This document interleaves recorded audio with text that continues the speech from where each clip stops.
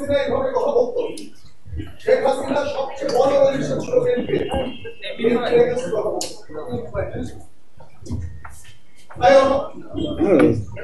চাঁদাবাজদের বিরুদ্ধে সবসময় আমাদের কথা বলতে হবে।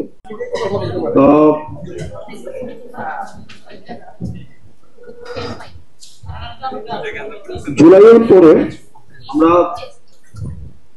দ্বিমত প্রকাশের স্বাধীনতা চেয়েছিলাম। আপনার সবচেয়ে অপছন্দের কথা,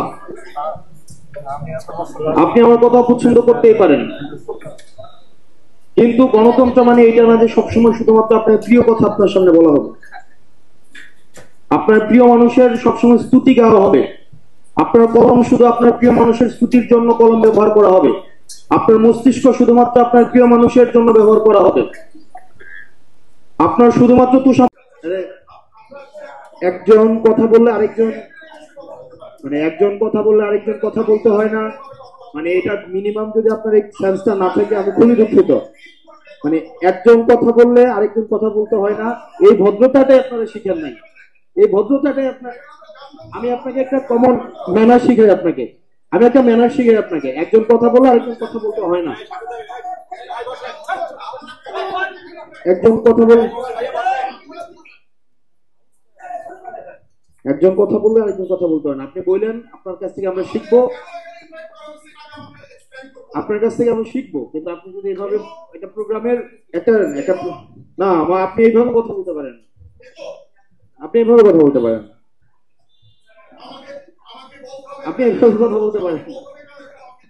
না, আপনি এইভাবে বলতে পারেন না তো, আপনি কি এভাবে কথা বলতে পারেন? তাহলে আপনি যখন না, আপনি ফোন নিয়ে কথা বলেন।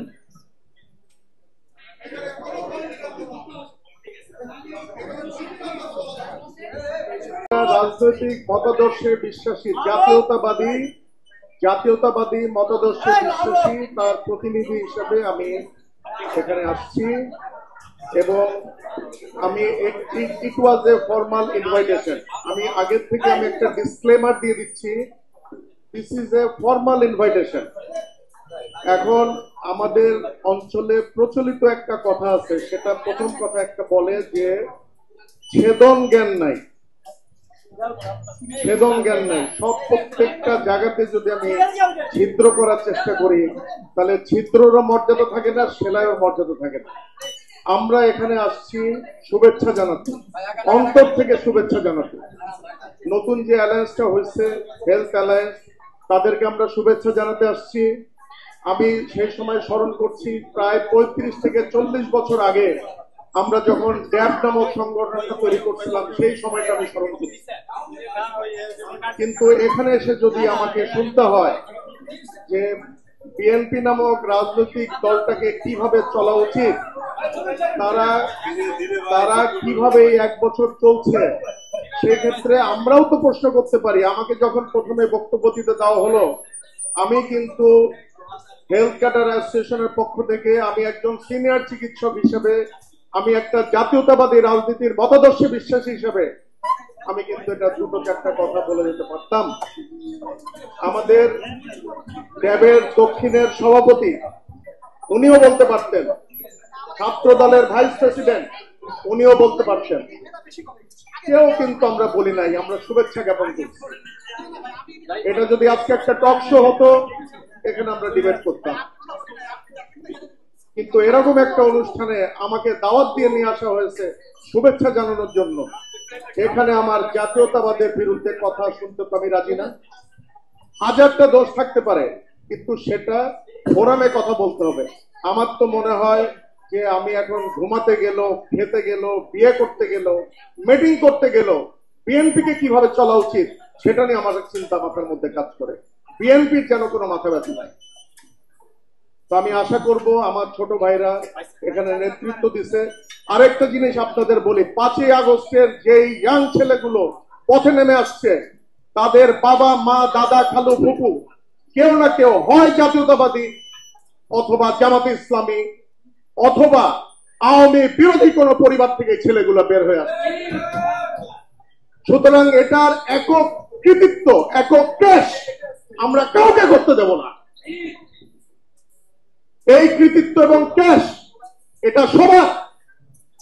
আমার ছেলে, আমার একমাত্র ছেলে, তাকে আমি ঘরে আটকে রাখতে পারি নাই। কিসের জন্য? সে 15টা বছর ধরে দেখছে তার বাপের প্রবঞ্চনা,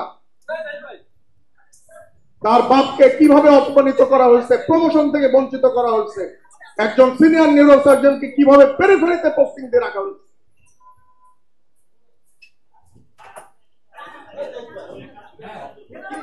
আমি জাতীয়তাবাদী বলে আমাকে এই নির্যাতনের শিকার হতে হয়েছে। কেউ বলুক 15 বছর এই নির্যাতনের শিকার আর কে কেউ এখানে দাঁড়াক আমার সাথে। আমার প্রমোশনের জন্য যখন এনএসআই রিপোর্ট গেল আমার এলাকাতে, এনএসআই জয়েন্ট ডিরেক্টর আমাকে ডেকে বললো আমার কাছে একটু এক কাপ চা খান। গেলাম, আমাকে উনি প্রশ্ন করলেন আপনার কি প্রমোশন খুব দরকার? বললাম যে আমার দরকার নাই, আমি আমার এই বয়সে আমার মাকে সেবা করতে পারছি, ব্যর্থ। বলে তাহলে খালাম্মাকে বাসা থেকে একটু সরায় রাখেন আর আপনি কয়েকটা দিন একটু দূরে থাকেন। কিসের জন্য? আমার বাড়ির দোতলা 3তলাতে কোরআনের হেফজ হতো। জঙ্গি তকমা দিয়ে আমার 85 বছরের মাকে ধরে নাটক করার তারা প্ল্যান করছিল। এই আমি ডাক্তার জাহিদ রাহেন 5ই আগস্টের পরে আমার ছেলে মাঠে ছিল, 5ই আগস্ট আমার ছেলে মাঠে ছিল, 5ই আগস্টের পরে আমি ঢাকা মেডিকেলের হেড অফ দ্য ডিপার্টমেন্ট হতে পারছি। এটা কোনো 1-2 জনের জন্য না।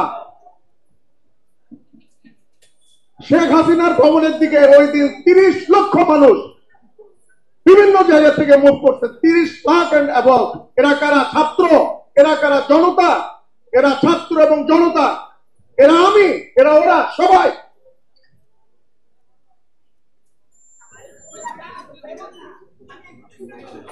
আমি আশা করব এখানে আমরা পলিটিক্যাল বক্তব্য কিন্তু হয়ে গেল। হাসনাতের যে বক্তব্য যে আমরা কেউ রাজনীতির ঊর্ধ্বে না, আসলে আমরা ঊর্ধ্বে না, কিন্তু আমাদের ওই জ্ঞানটা থাকতে হবে। আমি এখন বিয়ের অনুষ্ঠানে, না আমি টক শোতে, না আমি কোনো কনফারেন্সে, এই সেন্সটা থাকলে আমাদের ভেতরে সুসম্পর্ক থাকবে, হৃদ্যতা থাকবে এবং আমরা চরম মতদ্বৈধতার বাদেও আমরা কিন্তু খোলাখুলি করতে পারবো। ধন্যবাদ সবাই।